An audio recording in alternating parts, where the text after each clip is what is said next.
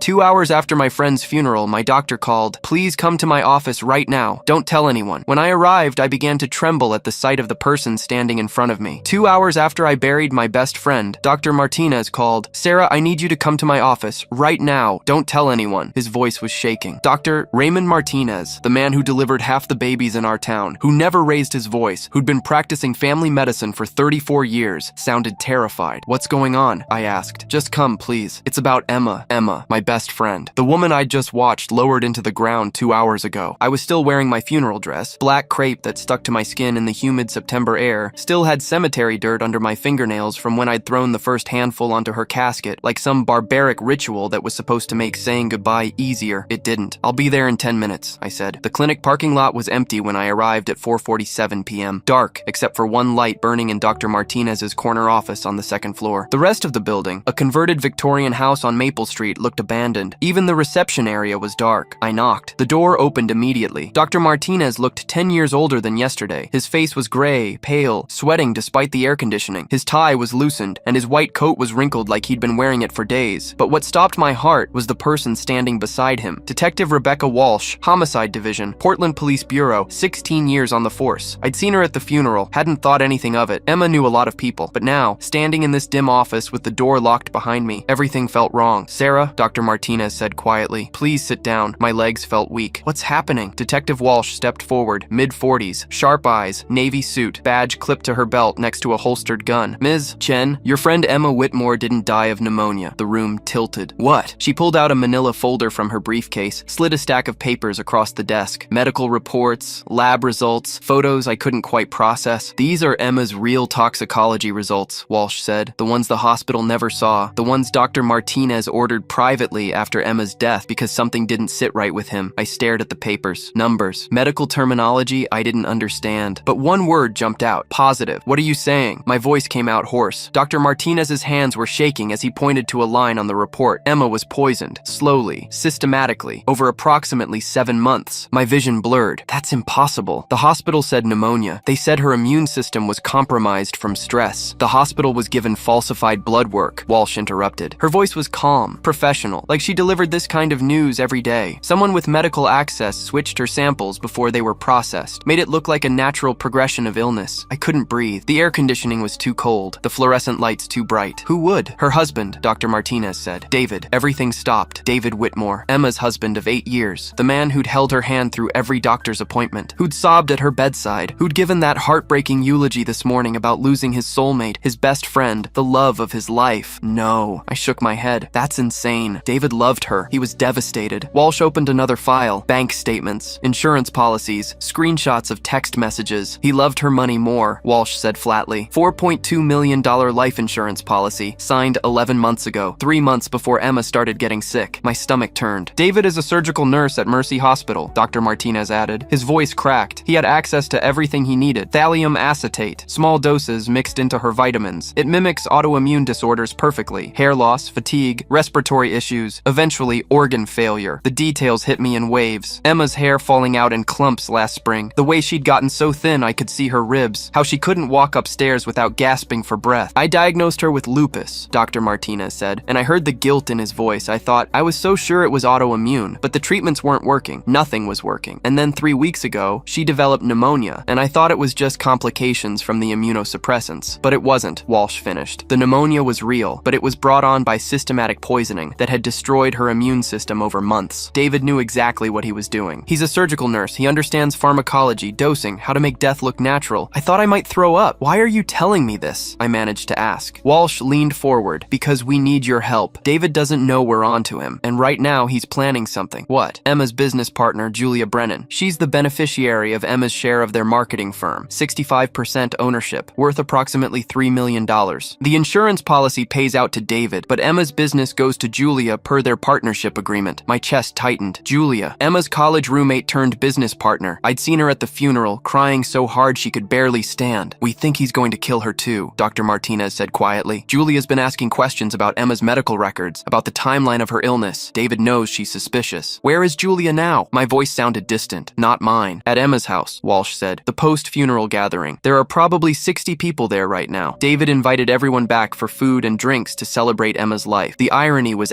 acid in my throat. We need you to go back, Walsh continued. We need you to wear a wire and get him talking about Emma's medication, about her symptoms, anything that proves he knew what he was doing. She pulled out a small recording device, professional grade, smaller than a quarter. I can't. My hands were shaking. I can't go back there and look at him and pretend. You're Emma's best friend, Dr. Martinez said. His eyes were wet. You've known her since high school. You were her maid of honor. David will talk to you. He trusts you. She was like a sister to me. The words broke on the way out. We grew up together. She was the first person I told when my mom died. She held my hand through my divorce.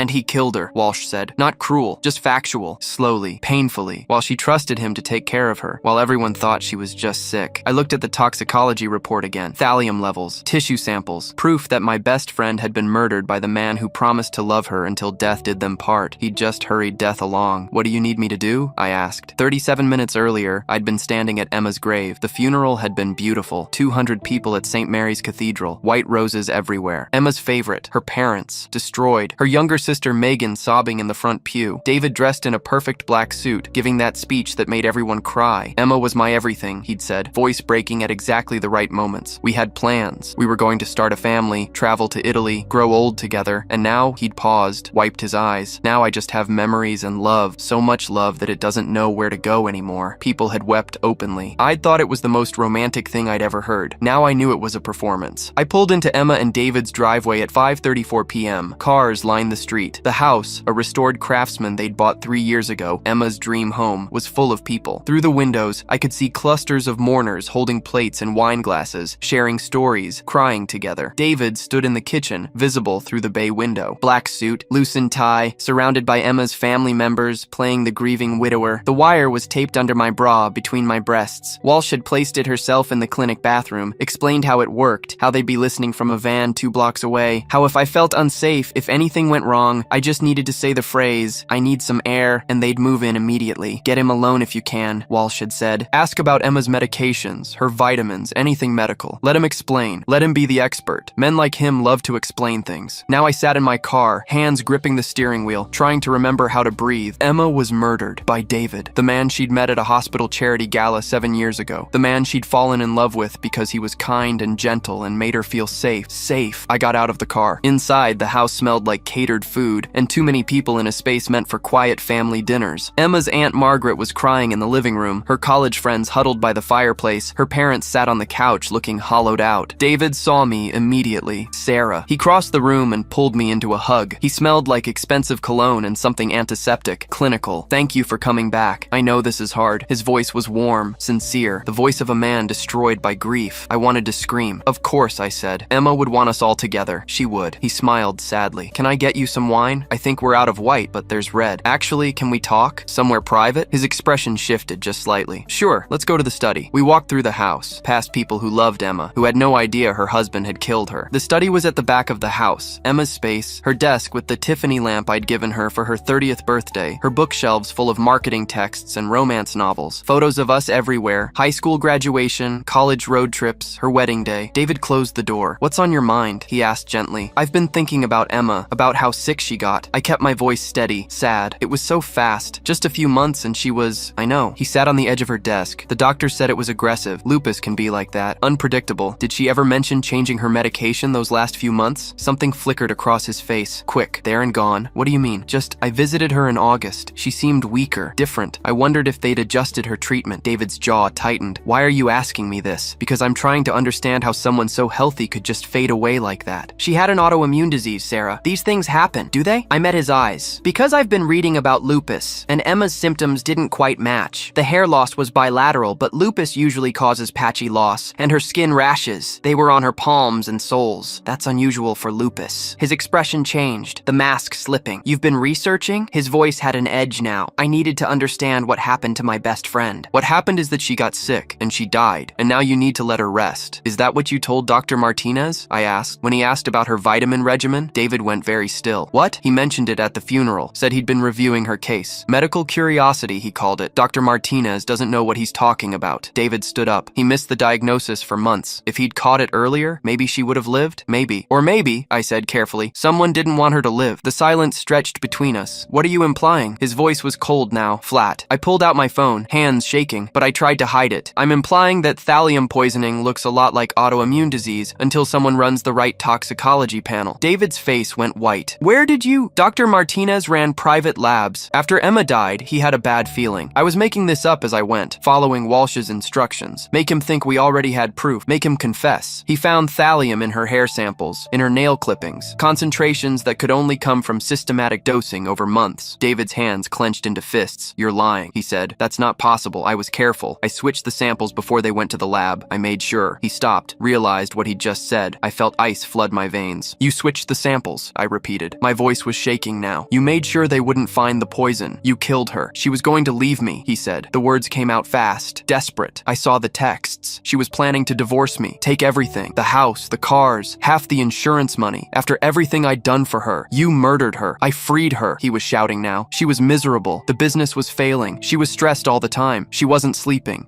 So you decided to kill her? For money? $4.2 million.